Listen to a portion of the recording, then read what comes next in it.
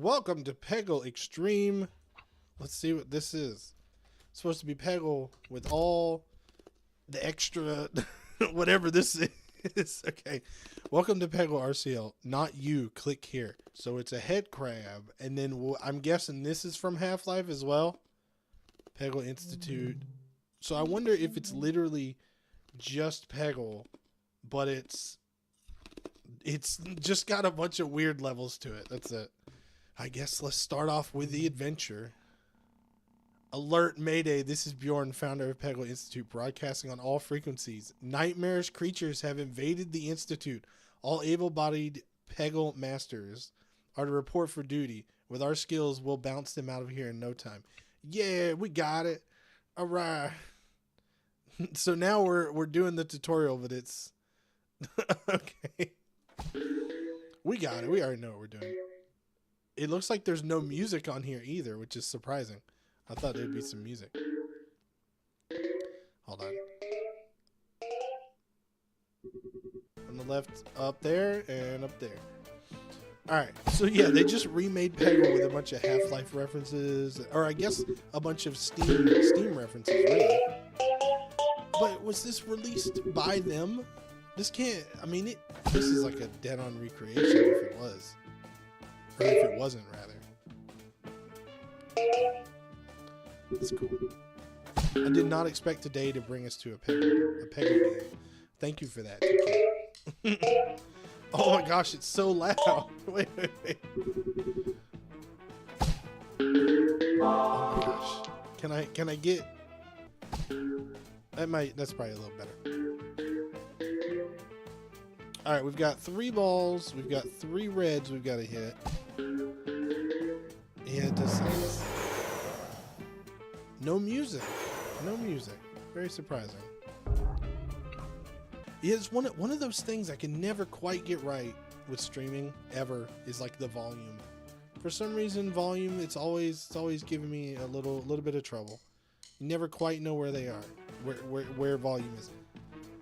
This looks like a different level that I played beforehand, just not in Peggle.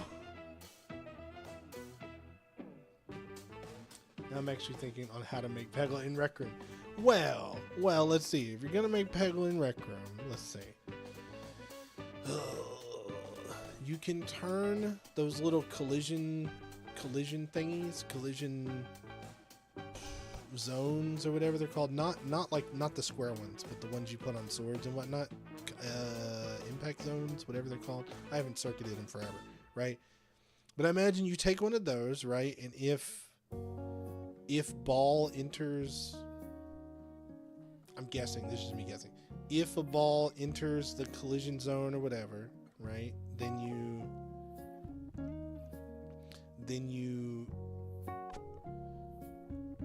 I guess you would apply the forward vector in reverse, right? You'd have to make some kind of bounce, right? You'd have to make some kind of bounce occur. So you'd have to add velocity, or maybe just set velocity. No, you'd add velocity. Add velocity in the backwards direction of where it hit, right? And then we could, let's see.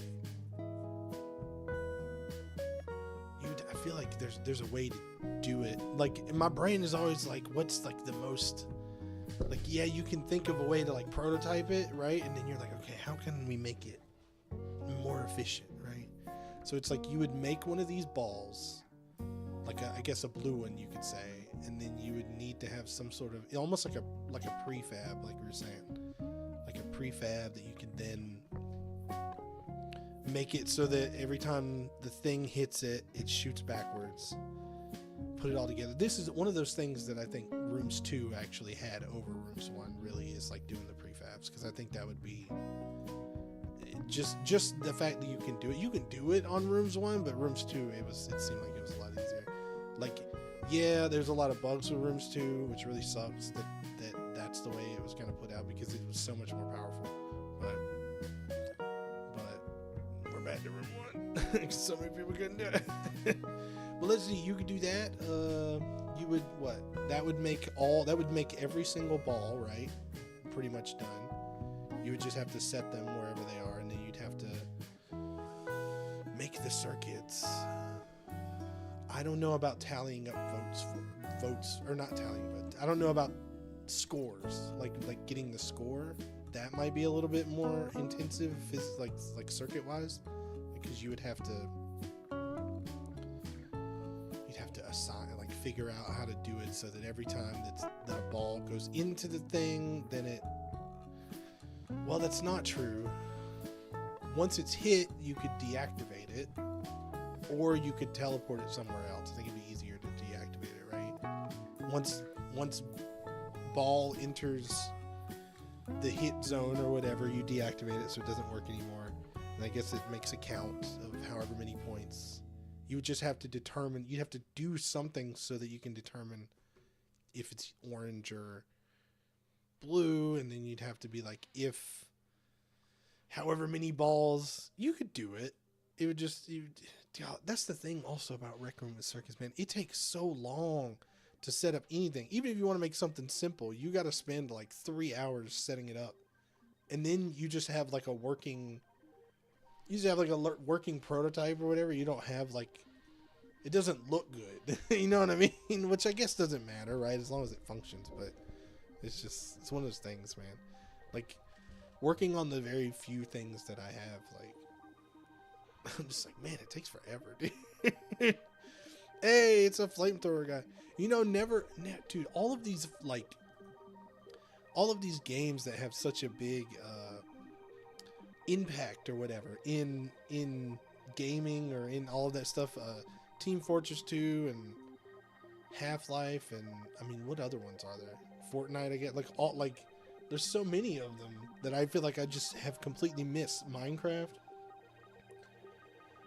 I think the only thing that would be hard would be making the ball physics.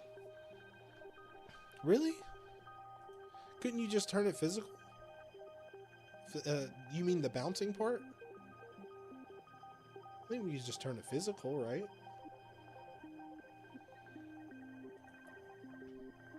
I feel like that would be. You know what we'd do?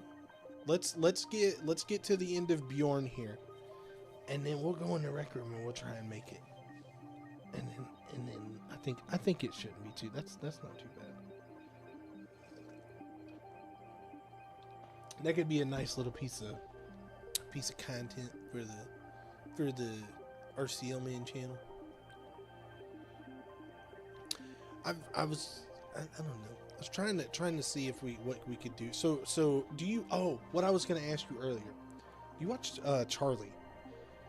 You ever watch Moist Critical stream wise, or do you just like? Because I know that at least you're aware of him, and I know that like there's other people who watch the channel that are aware of him, right? Watch him and stuff. Like, you can make it physical, but it kind of don't trust because Rec Room Physics to properly do stuff. Trust, but oh, you okay? I got you. That makes sense. Yeah, so that's what I was going to ask, which is a weird question.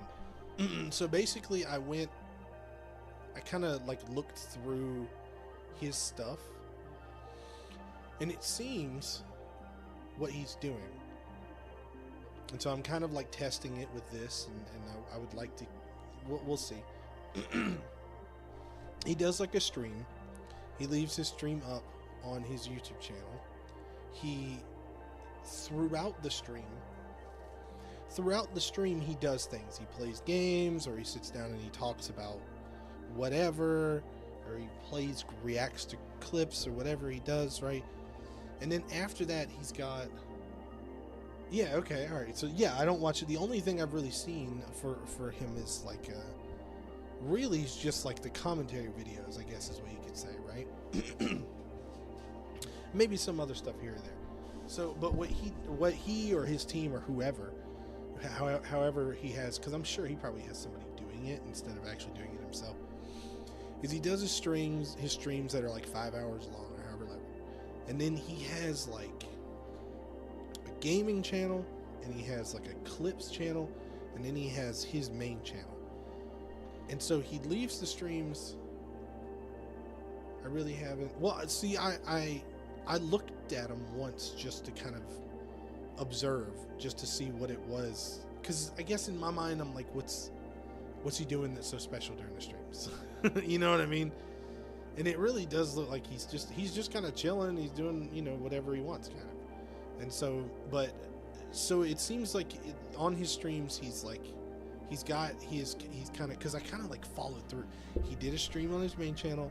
I kind of like fast forwarded through that, saw all the different sections of it, and then I went to his whatever, I think it was gaming channel, right? And he takes the sections of the stream that are whatever game. Let's say that he played Car Mechanic Simulator, like I was doing earlier. He'll take that section, and I don't believe, from what I watched, there's very much editing in it. He takes that whole section and he throws it up on his gaming like channel. It's just that. And then he has his sections of his stream where he does just like talking, like we did, where I just talked about No Man's Sky, or like just talked about, I don't know, whatever. You talk about something, and he'll take those clips and he'll put them up on a separate channel that's like the clips one. And even though it's from the same stream, it is just him like talking about whatever subject it was that they were talking about. And then, I'm sorry, I got distracted. And then I guess somewhere in between the stream in the week or something, he has however he comes up with his commentary videos. And that's something that I've had trouble understanding, is like, how does he decide what to talk about? How does he decide what he can make a video on and talk about? Like, is it just genuinely something he's just passionate about and that's what he does? Or is it like a trend? Like, is he on Reddit? I mean, I'm assuming that somebody who's serially online. I think he's even said that before, right? Terminally online. I think that's what people say. How did I not beat that? All right, hang on. So the one that's giving me trouble is the one down here. But, so I'm like, how do you know what to talk about? You know what I mean? And it's weird. So I'm trying to, like, I want to figure that out. What is it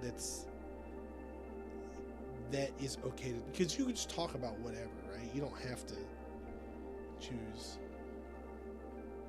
that all. You know, I was thinking that too. You know, he's got a bunch of people on his stream, and people, and I know there's like more than one that's just like, somebody said, did you hear about the new Steam VR headset? Let's try and beat this level. We got to get past Bjorn, and then after that we can go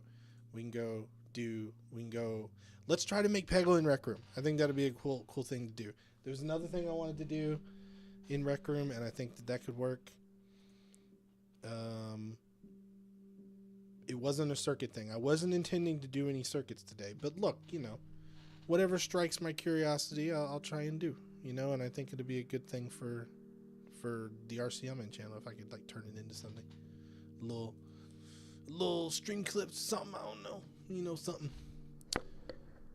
Like I noticed he does like for a while he did the unhinged like nice guys on Reddit. I thought that was pretty funny. Like I did a video recently where I read a bunch of Reddit stories. I think you commented on that one, but I like doing that, but I don't know. It's a weird thing again because of the mismatch of the audience. Like, some of that is kind of mature material, you know what I mean? Like, some of it has to deal with very adult topics, and so it's like, is it okay to talk about that with the audience being who it is? But at the same time, it's not all, how do I explain it? You know what I'm saying? Like, is it okay to talk about those things? I'm not saying them in a bad way or anything. I'm just literally trying to think through these weird situations that people are in and imagine what I would do myself, or what is the right or the wrong thing to do. Which I think could be a good thing. It's like I was saying in the video, like living kind of vicariously. Like, you're like, I'm probably not going to be in this crazy intense situation in my life. Hopefully not. But you can kind of like simulate it in your brain and get a couple different perspectives and be like, oh, like this is, you know, a weird, maybe cathartic. I'm not sure if that's the right word. Oh, damn. Oh, no, there's 3 of them. Oh, man.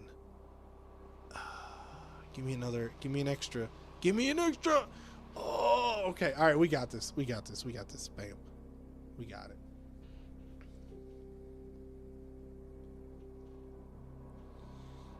Really? As short form videos?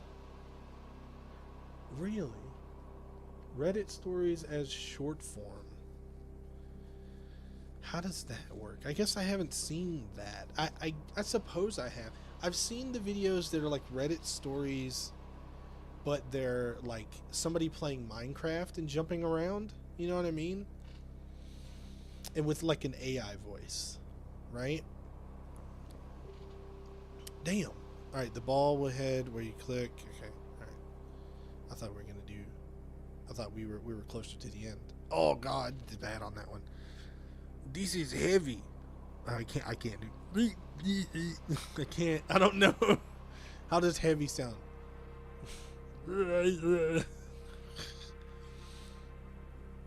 I normally see the Reddit story videos on mainly shorts, and it's just Minecraft parkour.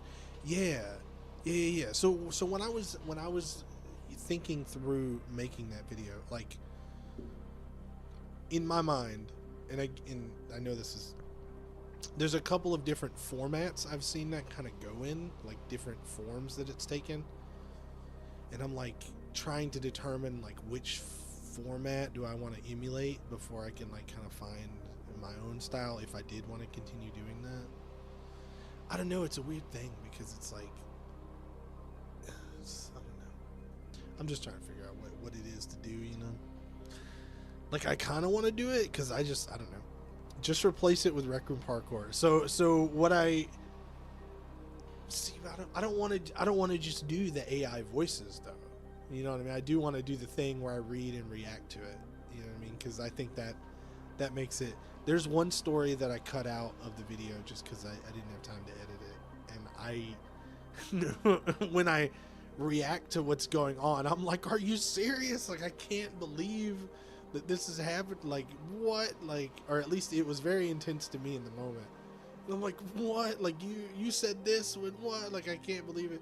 So I'm like, I kind of like those moments of like extreme, like, oh my gosh, can you believe? Ah, dang, so close. And so I don't know. Is there a person? I wonder if there's. Well, may I do some research? I do some research on it. I didn't know how short form would do, because I view short form a little bit more as like, it's gotta like, you know, it's gotta be like quick, in your face, blah blah blah. So when I think about like sitting down and reading, it's almost like the podcast audience. Like the audience that's listening to the Rec Talk podcast is probably not gonna watch shorts, although some of them do. Well, it depends on the mode, right? The mode that the person's in, right? Like, I don't know. That's another thing. I'm like, I don't know about the podcast, man. I want to keep doing it, but it's not going great. And then, oh man, I tried so hard to. There was a company that I thought would be a really good sponsorship for the podcast, and I got in touch with them, and it was like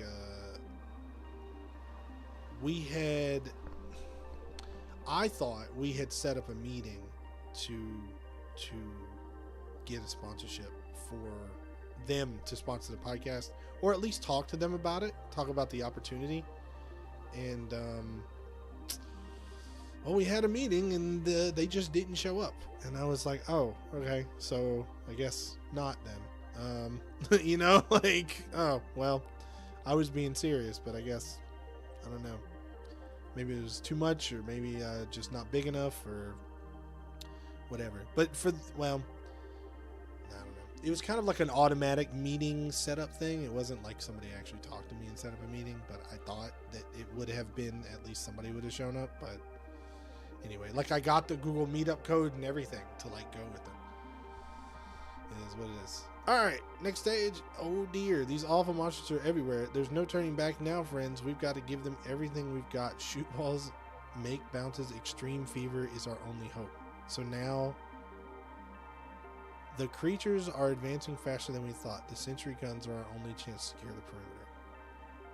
Okay, so we're not... Okay, we're on 2, but we're not switching characters. We can only be him, I guess.